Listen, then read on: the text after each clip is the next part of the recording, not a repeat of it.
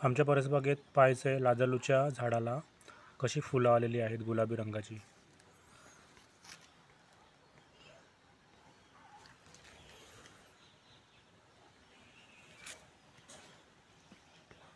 हे लाजालूचे झाड आहे.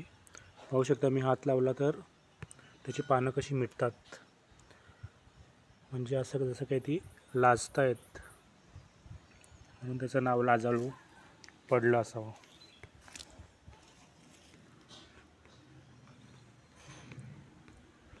हे झाड पण पाहायचं आहे किती मोठं, म्हणजे आजूबाजूला कसं पसरलेलं आहे.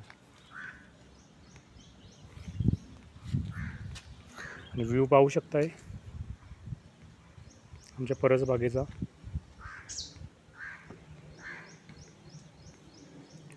परसबागेच्या मागे डोंगर खूप मोठे आहेत.